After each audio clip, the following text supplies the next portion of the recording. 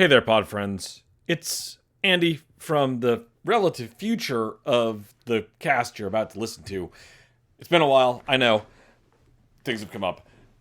But we've got here today part one of a long episode we recorded a few months ago about AI and education. We had so much interesting stuff to say, I split it into two episodes. So this is our first piece. It's me and Matt talking about, just some different AI and higher ed issues.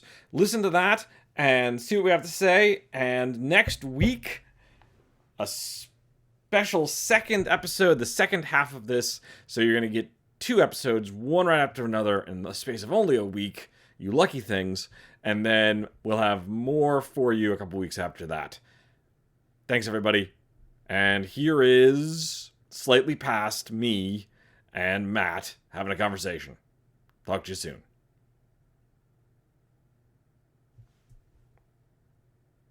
Hey, everybody. We're back with another Stuff is Contingent with Andy and Matt. Andy Famigletti. I'm Matt Brown. All right. So we're going to talk today about artificial intelligence, again, and education, especially higher education, some of its impacts that AI has been having on higher education, and what we think about all of that. But before we do, it's parasocial time, so we'll be parasocial for the peoples. Matt, what have you been up to, man? Oh, not too much. We just had our big department holiday party last week. Sabrina and I hosted again.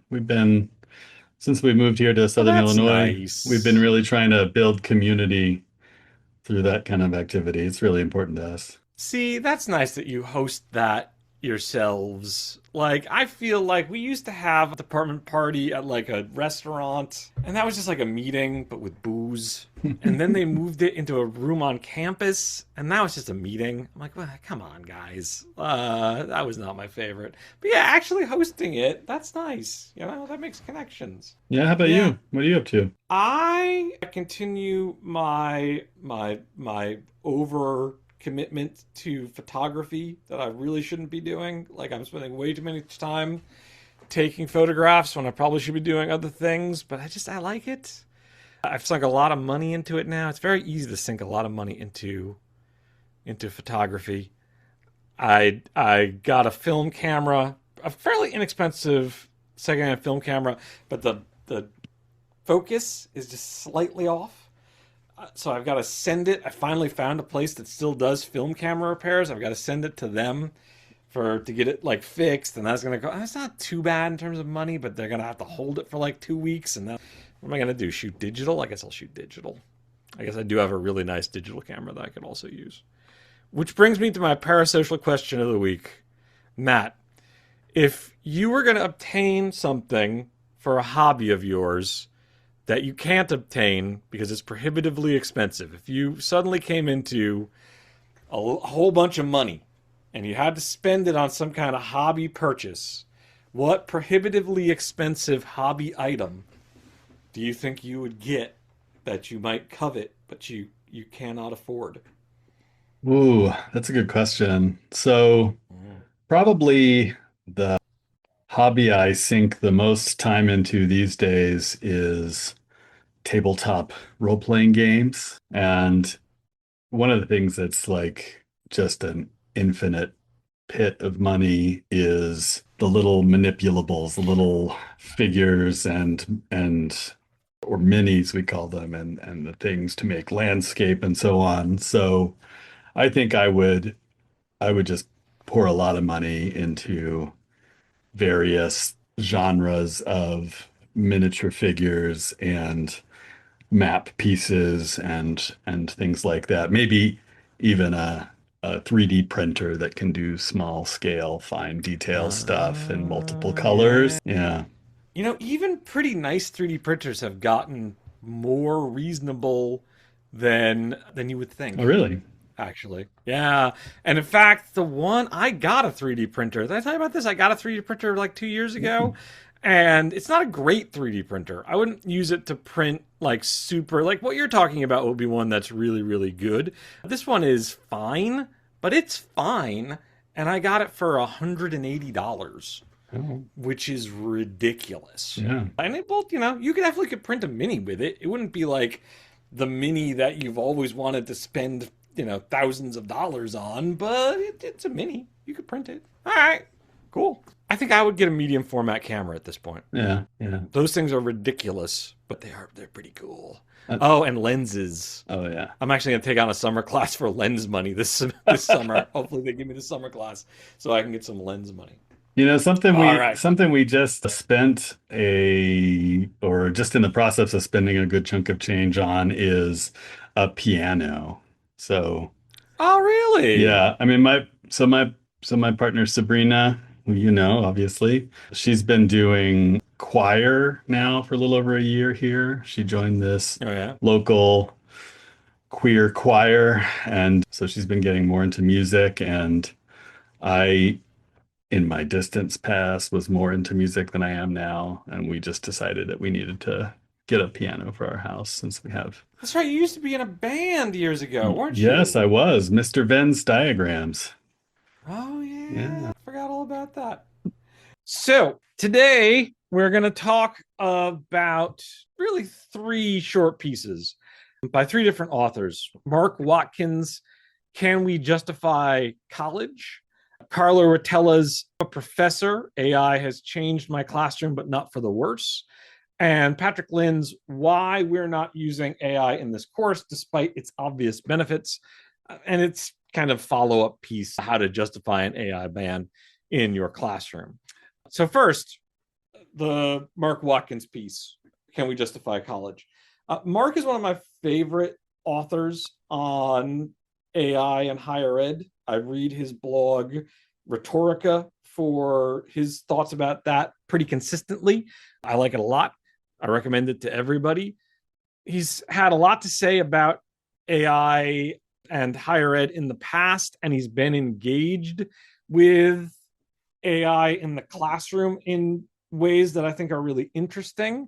He's not someone who's kind of, just kill it with fire, though he does get a little just kill it with fire in this piece. He had students do a pilot of illicit right? Illicit starting with an E, not starting with an I, a tool that is designed to use various AI methods to help you find research sources.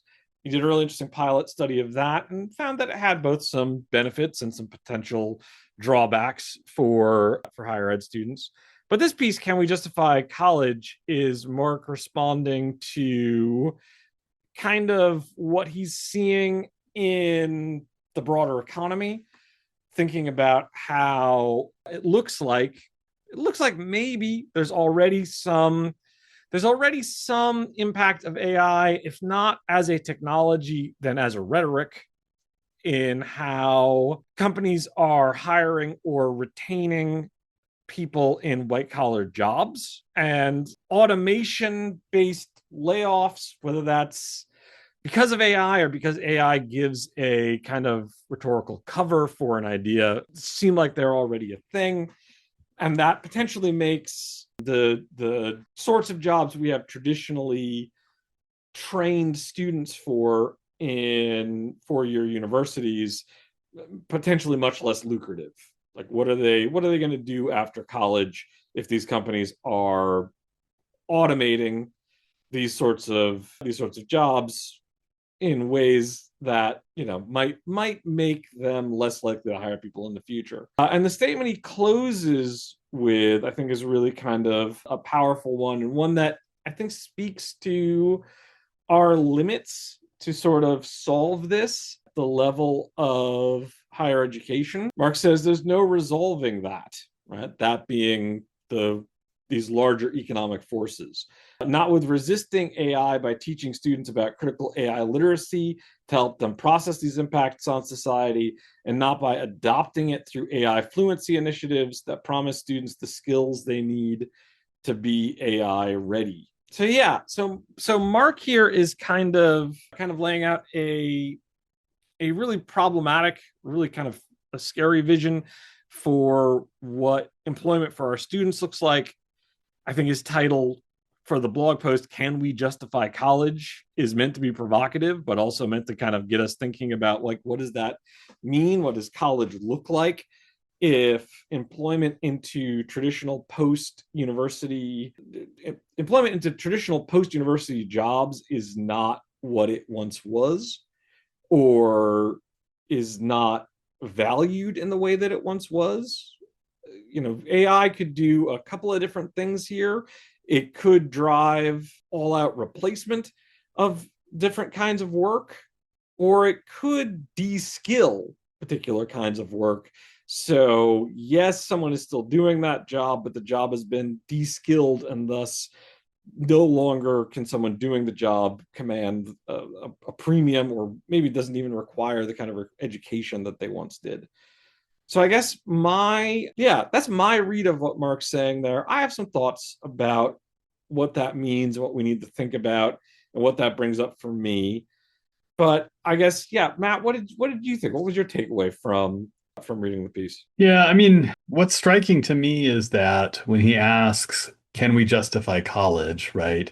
He means, can we justify the ROI of college for students looking for jobs? Can we justify it in terms of the return on investment? So, I mean, the first thing that occurs to me is, what if we gave up on the idea that higher education was a form of vocational training for, post industrial upper middle class professionals, right?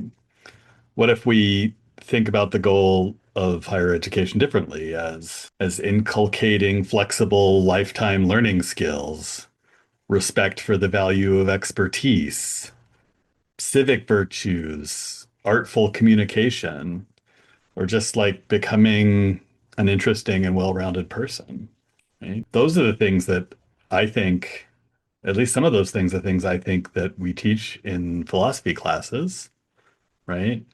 And, a few years ago, well, it's more than a few years ago now, right? About 10 years ago now, during the 2016 presidential primaries, people on the left gave Pete Buttigieg a lot of shit for his argument against free college for all. Do you remember I this? do remember this. But I think people didn't give Pete credit for two insights, right? One is just strategic. Like, I don't think that the left was aware of just how much anti-intellectual, anti-academic sentiment was growing in this country. But put that aside. If we sell college in the way Mark Watkins thinks we are selling college, the way that our administrators at all the universities I've ever worked at think we should be selling college, which is, we grant job credentials and teach marketable skills and have a high sort of return on investment for your tuition dollars, right? Then, education is a private good, right? Like that, if that's what it's for, right? Then the beneficiaries are the students, and the benefit is higher lifetime earning potential. And we know, I mean, Mark Watkins is questioning this, so we'll come back to that. But like, if it's true, as it is still currently true, that there's a huge bump in income and wealth for people who go to college, right? Then free college for all is basically a regressive wealth redistribution scheme. People who get a college education make more money, but we're asking society for a whole that's less well off than the college educated subset of it to subsidize their increase in learning earning potential. That was Pete's argument, and it's, if you accept the premise that that's what college education is for, it's not a bad argument. If you think that college is a public good, that it produces good citizens and interesting people, then it's a bad argument. But nobody sells college education as a public good anymore. At least not in this kind of context, right? We're talking about like, what kind of job, what kind of career, what kind of income are you going to have if you get a college education? So I think that's just the wrong way to think about what we should be doing. I think it's always been the wrong way to think about what we should be doing. I mean, I think even if we do accept that that's what we should be doing, this is like a very doomer kind of piece, right? Oh, it I is. Yeah, think, I think he's in a very doomy mood yeah. here. Yeah, is my read of this. It's just it's a fairly doomy feel from him. But here's the thing.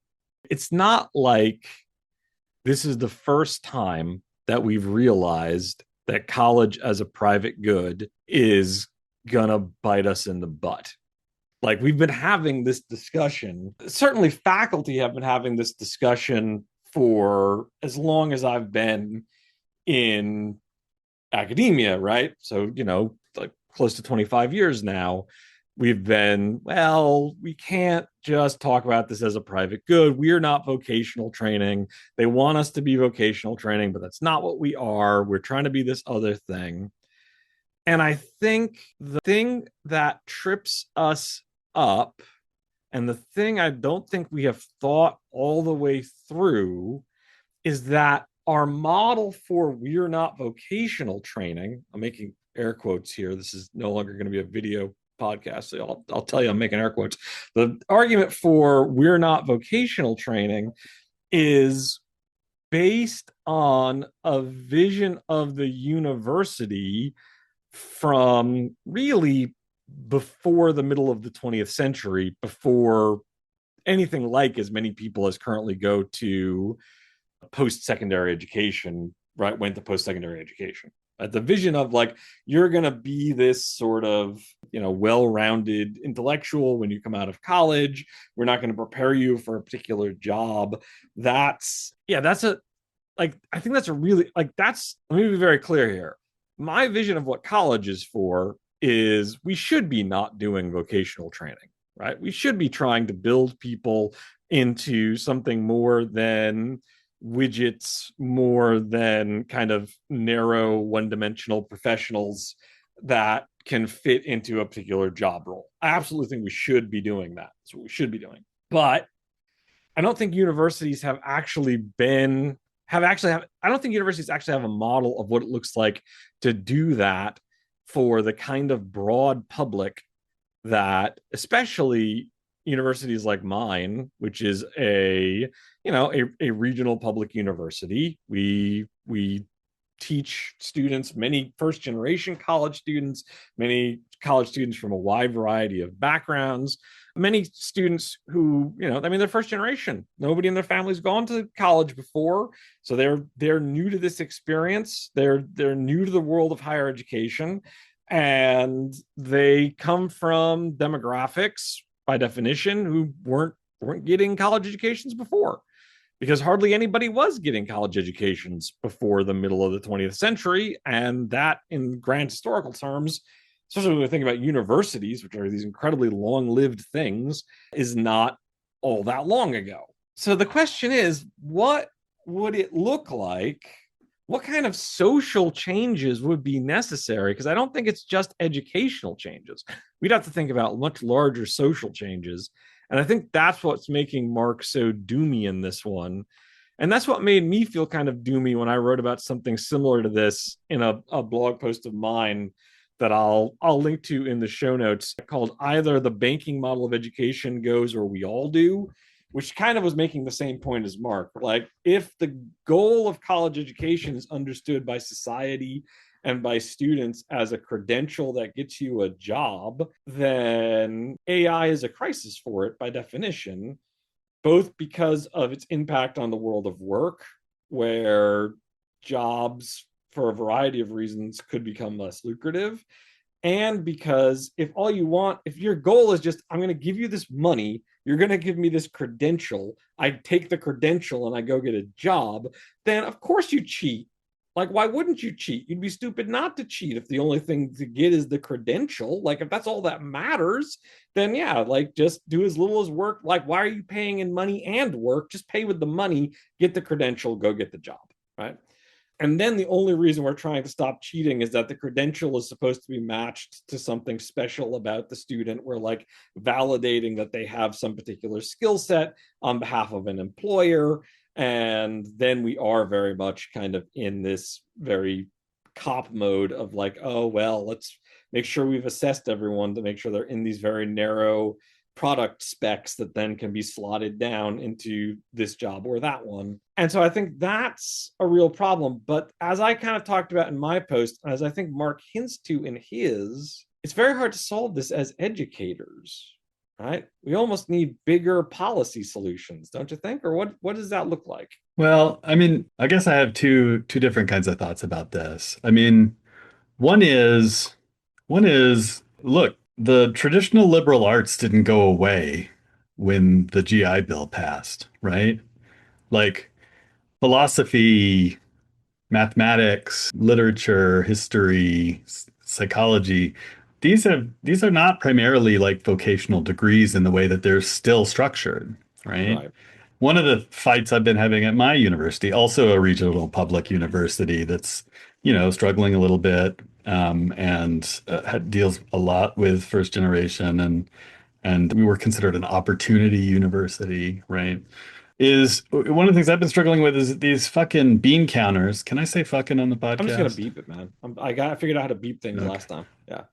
These fucking bean counters at the Illinois Board of Higher Education produce these reports about whose programs are healthy and whose programs are low producing.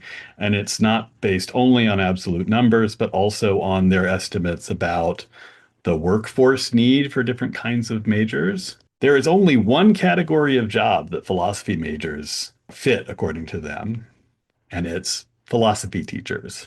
And as maybe not all listeners know this, but most of them surely do, there are no philosophy teachers in middle schools and high schools. It's only in colleges and universities, right? So it's a teensy tiny job market, right? So, of course, by design, the report's going to say we don't need any more philosophy majors. But like philosophy majors get all kinds of jobs, right? They go into the tech industry, they become lawyers and paralegals, they go into journalism, they go into the arts, they go into every conceivable field. And according to pay scale data, are more successful than many business majors and social science majors, right? So, and there's dozens of disciplines that are structured like that. All of those disciplines are, of course, struggling now with Mhm. enrollments because they have a hard time selling themselves as vocational. But the model of education is there. We know how to do this stuff.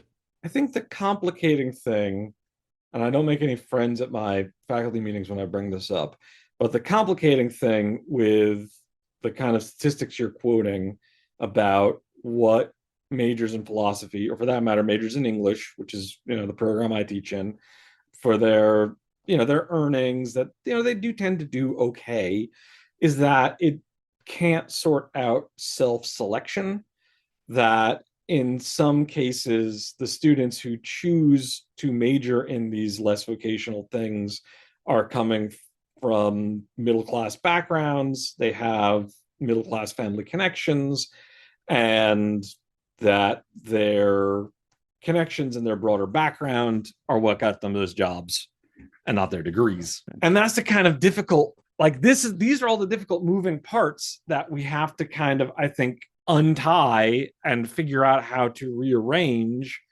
if we are going to have a liberal arts university, or a university that teaches people to be people and not employees, that really works for everybody. Is that too often, and this goes to like the post GI Bill, you're right, post GI Bill, lots of students join American universities. Most of them do not join strictly vocational majors. Those strictly vocational majors didn't exist yet. The best enrollments for programs like ours in English and philosophy were in like the 80s and 90s, well after vocational majors start to exist, and people are like, the masses are in these programs. But they're still in this kind of hangover phase where there is a cultural cachet to the 4-year degree that you can kind of bank on in certain ways, right? And so what's weird is that there are all these like intertwined status hierarchies, and we pull at one and we find that there's another one attached to it. And so, like, on the one hand, there are these like top down decisions being made to prioritize particular kinds of vocational training, which are very definitely been being driven by the needs of a handful of business interests. Absolutely, for sure.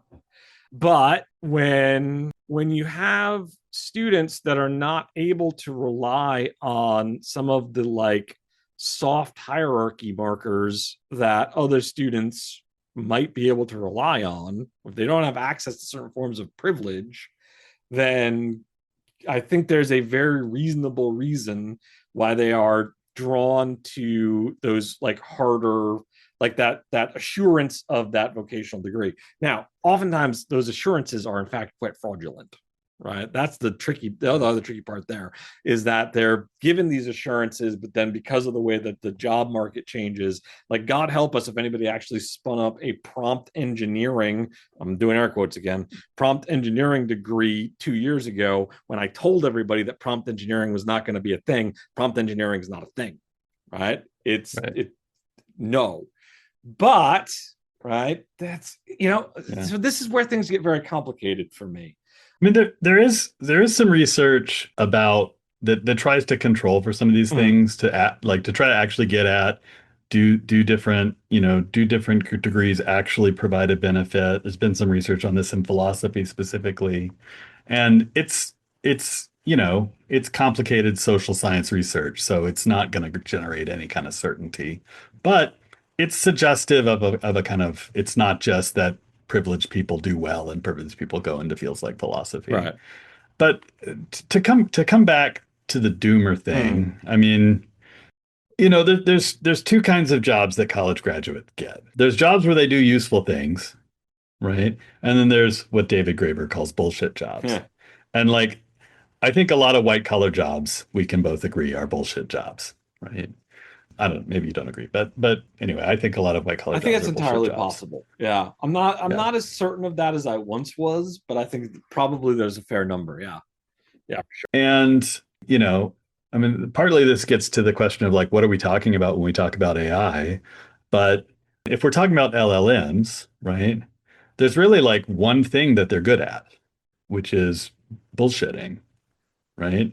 And so that's a real threat to the kind of white collar bullshit jobs that like, a certain subset of majors are funneling, they're the vocational majors for bullshit jobs, right?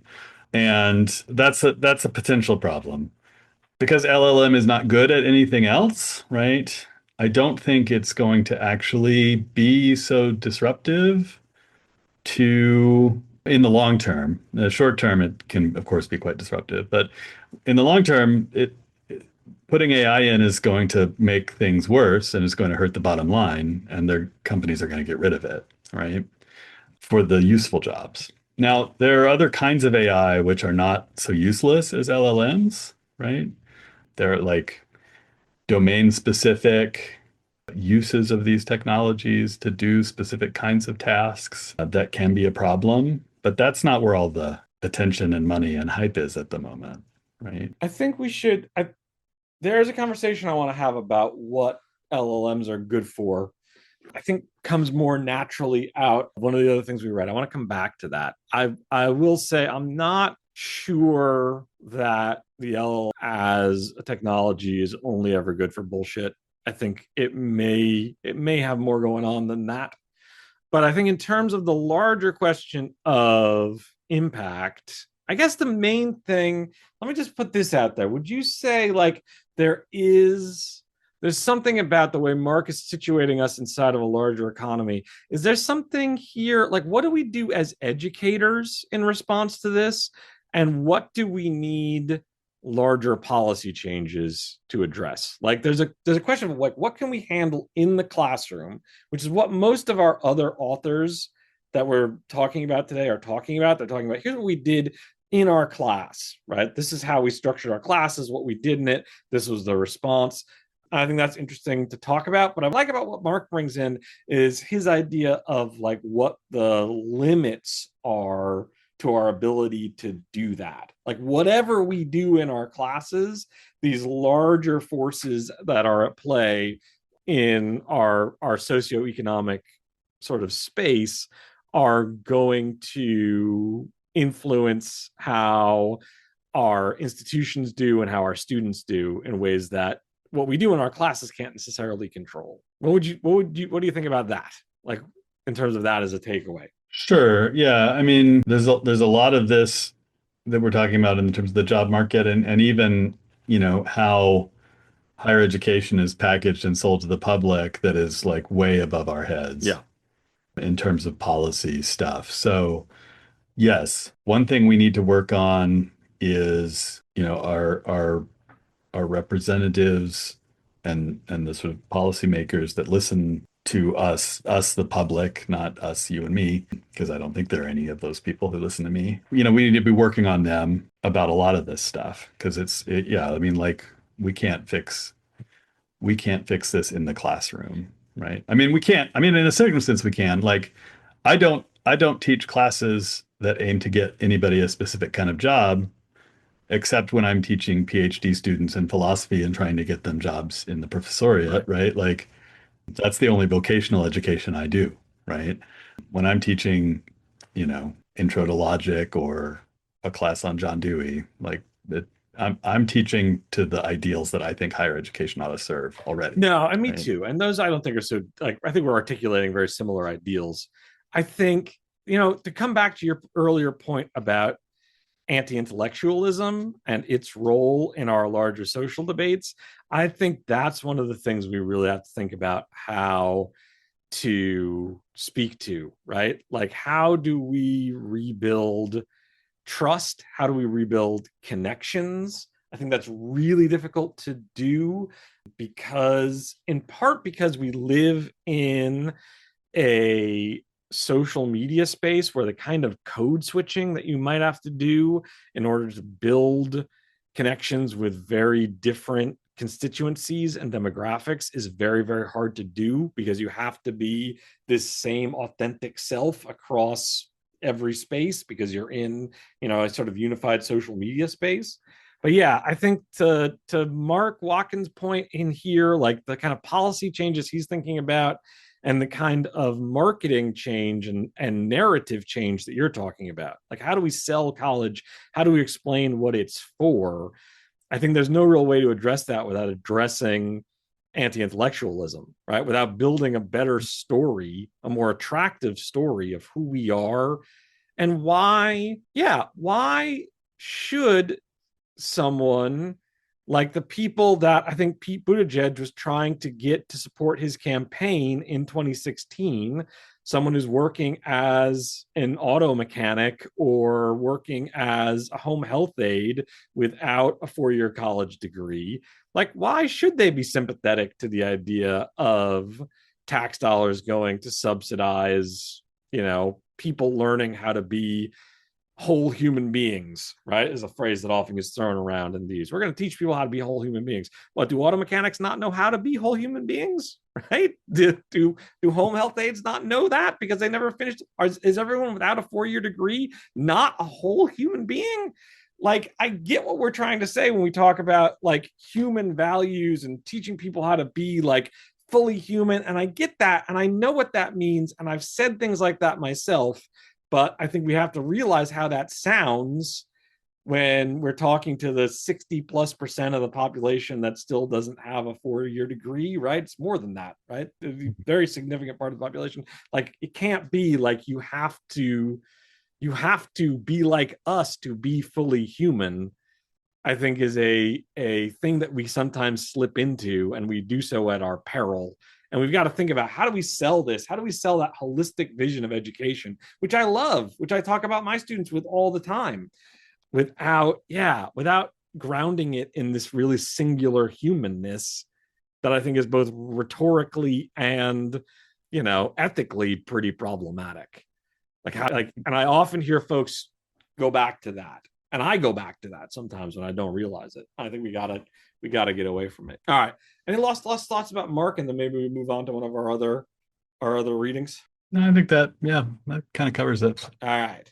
So let's talk then a bit about this is a piece actually in the Times. There's an op-ed in the Times by Carla Rotella. I'm a professor. AI has changed my classroom, but not for the worse. And this was very much a non-doom take, right? This was a much much more feel-good piece about how this professor teaches at Boston College. but that he's had a good experience, a better experience this semester than maybe he expected. Did some retooling, some thinking about what a college class in the humanities he teaches English, right? What an English class looks like in the post AI, right? Post LLM to be more accurate. And there was a lot about this piece that resonated with me. There were a few things that I kind of had some questions about that I wanted to come back to.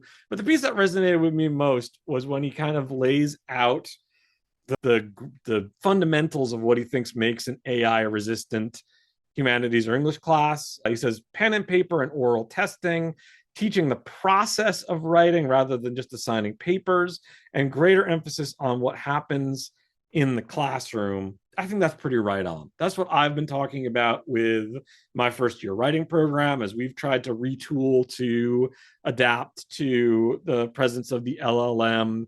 There's been a lot of back and forth about pen and paper and oral testing and issues of accessibility for us, especially, right? That's always a big concern. We get folks with a wide variety of disability concerns that we need to accommodate, right, in order to have an inclusive environment. And that's really important. We got to make sure that we do that. So I know there's always some concern about that, but there are workarounds for those concerns. I think I'm not sure everyone completely agrees with this, but I'm convinced are good enough. We're always, whenever we're accommodating, we're doing the best we can, and I think we can get there. His discussion of teaching the process of writing, I really like. I think if anything, it doesn't go as far as I usually go. When he talks about teaching the process of writing, he's talking about teach that there's a process. Don't just collect the final paper, look at drafts, look at pre-writing. Yes, I think all of that is important. For me, what I'm really trying to get our first year writing program to do is to go further than that and to think about process as being fundamentally what we teach, like to de-emphasize the product almost to the point of it not mattering. Like what we do when we write is we write, and what we end up with is the process is the important part.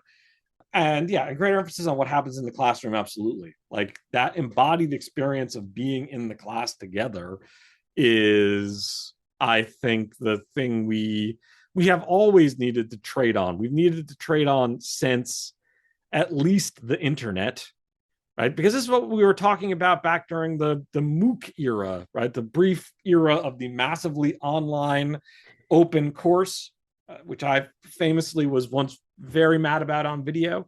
I think that's still floating around online somewhere. And yeah, but Can we insert a clip? Can we insert a if I clip can of find it, if Angry it's Andy? up, if I can find it, I'm gonna have to go see who still has it. So yeah, I mean, and there was a lot of refusalism, just like there's refusalism of AI now. There was refusalism of MOOCs then, and for me, the thing we really had to do was figure out how to make that embodied classroom space make it do something that content delivery could not do. We needed to do that then, and we need to do it now, in part because we didn't really make the full pivot then, and it's I think it's striking how big of a pivot that needs to be for some faculty, that we have to get out of this idea that we deliver content. And it's not just faculty. I actually have run into this in a couple of community organizations that I'm involved with that have they have a kind of a hobby focus, but they're used to running these meetings where someone just kind of shows up and gives a lecture and nobody wants to come to the meetings anymore. I'm like, yeah, I'm amazed anyone has been coming to the meetings. Like that's been obsolete since print. Just read the book. What are you doing? John Warner, who I really like a lot on his work on both writing and technology, in his piece where he kind of starts one of the very early pieces that wrestles with the LLM in the writing class and what are we going to do, kind of gives this anecdote of how he was in an econ class, some sort of economics class when he was an undergraduate, and found out that you could get all the slides for the class from the university bookstore and not go to the 8 a.m. lecture. and he just went to the university bookstore and got all the slides and never went to class again, and just kind of passed all the tests because, well, he had the content. So, like, why even go? So, yeah, that pivot to like what happens in the classroom. Like, let's really think about how do we make this a discussion, an experience, something that is not just content delivery. Because, yeah, content delivery, back when we were talking about this 15 years ago because of the internet, folks were like, well, content delivery is now obsolete. I was like, content delivery has been obsolete since print. Like, this lecture could have been a book. So that question of like, what are we doing? Like, of course we've got to do something else. It's amazing that we didn't do something else for all those centuries. Like, how is that even a thing? So So, tell me so what you were I'm thinking. not fully, I'm not, I will get back to the piece in a Yeah. second. I'm not fully on board with Okay. this, what you're saying about the lecture, Okay. right? So for the same reason that, the record and the 8-track and the CD and iTunes did not kill live performance of Mm, music, I don't think the book or the internet has killed the lecture, right? There's still a lot of value to the in-person happening of a conference talk or a classroom lecture. talk I to me do about what you think think that that, I'm imagining some values right now. Tell me what they are in your head. Tell me what the value is. I And I'm mean, not saying you're one wrong. of I the can things imagine them. Tell me what they are for you. one of the things is that a good lecturer is, even when they're doing the most of the talking, they're in dialogue with their audience, right? They are responsive to the reactions that they are getting from their audience. And there is just something different about like receiving that in person, right? Tailored to you than seeing it on a telephone, on a smartphone screen. Oh my God, please cut out the telephone. On a smartphone Beep. screen or computer, right? Or reading it in a book. So that's, I mean, I think there is an artfulness to a good lecture and an excitement about experiencing it with a group of learners, right? Whether that's your colleagues at a conference talk or your fellow students in a lecture hall. Some of my most memorable undergraduate experiences were with professors who were good lecturers, Mm. right? And not, I mean, they weren't really quite doing the flipped classroom in the late 90s, but like I don't have like really strong memories of a lot of the like non-hierarchical, highly participative courses that I had because there were people who were wise to that kind of stuff, right? And my memories of that is like my fellow students are dumbasses, right? Like, but I was a shitty kid, right? So I was a shitty 18-year-old, whatever. Anyway, I just think I don't think it's dead. I think we have to think Yeah. more and I think we have to think more intentionally about its role. And I think there is not room for the masses of faculty who do it badly, right? But I just don't think it has no role. No, I think you've got a point there. I do think you've got a point there. I think the tricky thing then is, in some ways, in that case, if what is important about a lecture is its ability, unlike a book, to adapt to its audience, then LLMs do present a new challenge that previous recordings did not, because they Sure. can adapt and respond to input in various different ways. That is not the same as what a person would do. Nothing they do is the same as what a person would do, but they can kind of do that. And that's interesting. I Yeah. think for me, you're right. You're right. The experience of an embodied lecture is different than the experience of reading a book. And I think for me, a lot of that is about the way that ritual focuses attention, at least for me, right? That when you listen to somebody, this is especially true of like conference presentations. Like, conferences on the face of them are very silly. Like, we publish all this information and then we fly all these human bodies around the world to go sit in rooms and listen to people talk about their papers. And many conference presentations are not great. Like, they're just like, I'm not like, certainly many of mine have not been great. Like, many of them are not great. So, like, why do we do that? And I think the best justification And I'm not sure it justifies the amount that we do it, but I think the best justification is that as an attention focusing ritual, like being in that room does do something different. Like you do have a different experience of the content. And I do think there are ways in which making smart embodied use or making smart use of the embodied nature of the classroom does not necessarily always mean leaning into interactivity. Like sometimes it's meant, like what I've done with my classes this semester, and we'll see how successful that is when they, like I did get class evals this semester, so we'll see what they have to say about it. But one of the things I did in my writing classes was just set aside a fair amount of time, not like every class, but pretty frequently, to do in class writing, oftentimes timed in class writing, oftentimes timed in class writing with pen and paper, not because there's anything magical about pen and paper, but only because as a focusing ritual, right? There's nothing, it can't pop an ad up at you. It's a piece of paper. So there you go.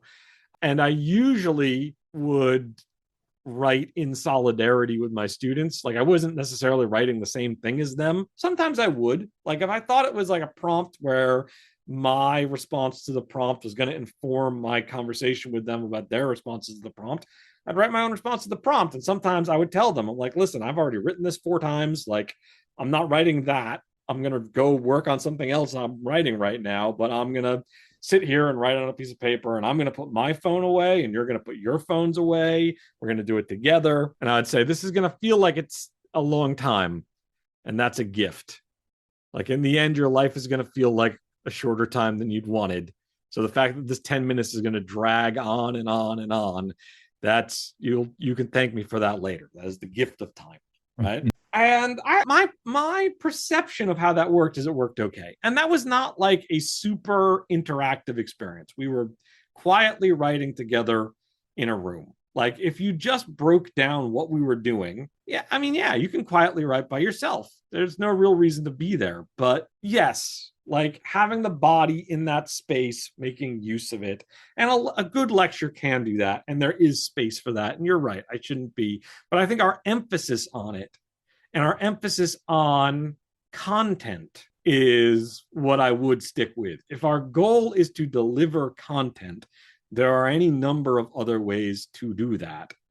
And so, even if the experience we're building, the embodied experience we're building, is the embodied experience of being present at a lecture or being present in a room and writing quietly in solidarity with 26 other people, then yeah, like that works. I think that could work. I really like your use of the term ritual to describe this, attention focusing ritual. I think that's great because I think it emphasizes, among other things, it emphasizes that it is a collective experience, right? Listening to a lecture is a collective experience. Sitting quietly in a room next to each other and writing is a collective experience. And it's not like interactive in the same way that having a group discussion is interactive, but in a sense it is interactive, right? Like you're there and your bodies are relating to one another in a certain way. And that's important, right? And maybe even it can be important to how one receives or digests or engages with content, right? But I think what this is like kind of getting at, I think one of the things that's really interesting to me about this piece, which is the way in which the AI crisis, air quote AI crisis in education puts pressure on sort of pedagogical goals and pedagogical practices, right? Like beyond the kind of big ticket ideal aims of education that we were talking about before, it helps us, I think, rethink what is good and what is bad, what was already good and bad in what we were doing, right? I mean, like you hear like a ton of the stuff, including some of what we read for today, does all this comparison of LLMs to digital calculators, Mm-hmm. right? Like, especially when they're being more boosterish about engaging with AI, they say things like how silly it was for our teachers to, ban calculators from the classroom and say things like, well, you'll not always have a calculator in the real world, so you need to learn to do this for yourself. Like, I mean, I'm not great at calculating a tip in my head or even like with a pen, and I just whip out my phone and do it that way, right? I think, you know, like we learned from the introduction of the convenient digital calculator, first as a separate device and then a ubiquitous thing in our pockets as a smartphone app, that like rote arithmetic calculation wasn't like an intrinsically valuable pedagogical goal.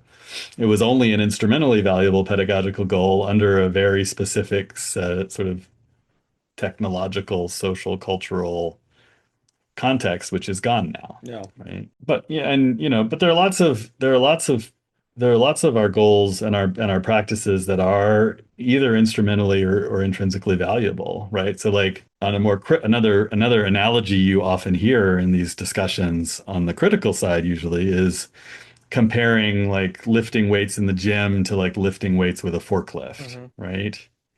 I mean, if the goal is to lift a heavy thing, right? Obviously, machines can do that better, right? And it's easier for us if the machines do it. But you don't go to the gym and lift heavy weights in order to lift heavy weights, right? You go to strengthen your muscles and get all kinds of health benefits and it's better all things considered Mm-hmm. to some degree, at least to a certain degree, to be stronger than weaker, right? And this is good for you, right? Like pulling pulling up to somebody who's like in their like marathon kit out for a long run and saying, "Why don't you just get in the car? We'll get there faster." Right. Like like that's not the point, right? I think, A lot of what we do, yeah, I mean, a lot of what we should be focusing on in the classroom are things that either are worth doing for themselves or worth doing the hard way for some other benefit they get us. yeah, I think one of the things that all of these pieces and this whole discussion about education and its goals that I think AI forces us to have, I think force AI really does force us to have again a conversation about education and its goals and what it's for.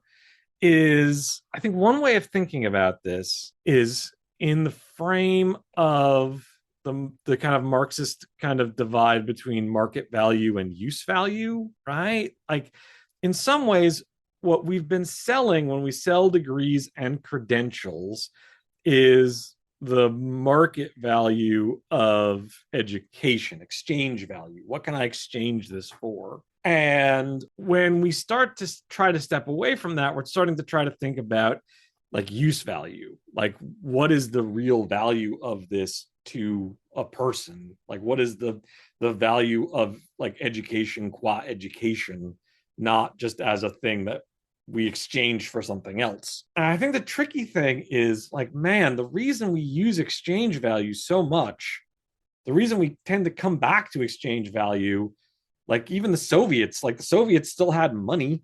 Like they still were like buying and selling things. They just had a managed economy they were buying and selling things in.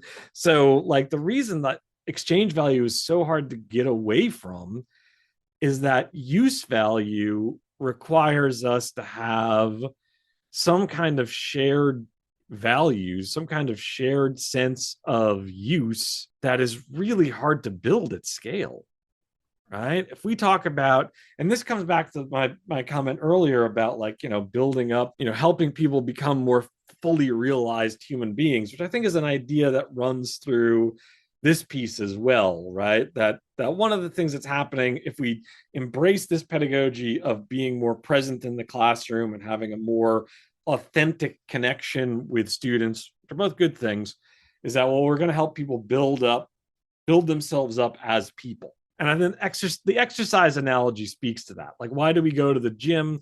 Because it's going to make us stronger. It's going to make us healthier. And there, at least, I do think we, at least until relatively recently, with particular changes in the public health apparatus in the United States, we have tended to have broadly shared ideas about, like, yes, exercise is healthy for you. You exercise, your heart will be healthier. There's all these measurable things that we all can agree like exercise is good for you. So go and exercise. It has a use value. It's going to make you healthier. Like, it's not necessarily like just something you're going to swap for something else. But man, education is harder to quantify like that, isn't it? Like you or Sure. I might think it's really valuable for someone to learn how to ask critical questions about certain kinds of, say, religious value systems. We might think that's really valuable. Someone else, from their perspective, might find that quite threatening. And I think they do. I think that's one of the reasons why we get some of the anti-intellectualism that we do. And so, yeah, I think that's one of the things that I think this AI moment and its questions that it makes us ask about pedagogy, like it gets us into this really thorny question of use value. Like, what is the use value of education? Yeah. Yeah. I mean, the way I read Marx on this is that use value is kind of inherently qualitative, right? Yes. You can't you can't and so like the use value of a coat and the use value of a sack of wheat, like they can't be compared to one another, Right. right? And I mean, neoclassical economists tried to get around that and say that exchange value was use value, right? Mm-hmm. Kind of in a utilitarian way. I think that's nonsense. You probably do too. So, yeah, it's like there's just no answer to questions like what's more useful, lifting weights at the gym or writing essays, right? Useful for different Right. stuff, right? What's more, what has greater use value, like reading poetry or walking in nature? Mm-hmm. Like, yeah, there's like exchange value, I mean, exists because we have exchange, right? Because I mean, in a sense, the quantification of it is built in, right? And I think we come Even back, even yeah, in I think we come back to it though, because we have to make decisions about like how to prioritize those things. Like that comes back to the sure, the the Buttigieg point from that you brought up at the very beginning, that if we spend all this money on free college, we don't spend it on something else. right? And like the money is like money's not real. Like, you know, this is something that that thinkers from, like, never mind. I'm gonna cut this out now because I forgot the witty thing I was gonna say. Yeah, money's not a real thing. Money's not a thing. That's what it was. So money's not real, right? Money is something we reify in kind of Mhm. Marxist theory. But we keep coming back to it because, like, what else are we gonna do? We have to somehow make these sorts of decisions.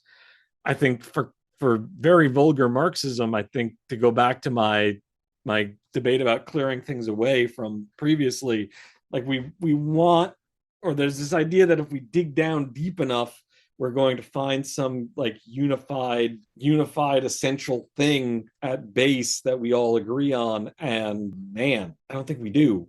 So like how do we have this, like, how do we have an education that is about humanistic values in a society where those values are not universally held? Like, how do we get there? Because that's what I think we both would want. But I think what kind of hangs us up is this real difficulty with wrestling with that. I think the AI thing just brings that crisis to the fore again. I think that is the ongoing crisis that we keep coming back to. Yeah, I think that's right. I think that's right. I do think that the optimistic line in Rotella's article is that even without solving those kind of difficult problems, the things that we were doing in the classroom or for assessment that AI is disrupting, we actually kind of already had a lot of good reasons to think were not great practices. So that was the first half of our conversation. There's more to talk about, more really interesting issues about AI and higher ed. We'll be back with those next week, just 1 week. And then there's going to be another one. I promise. I'll see you then. I won't see you then, but you'll hear from me then. You know what I mean. Okay. See ya.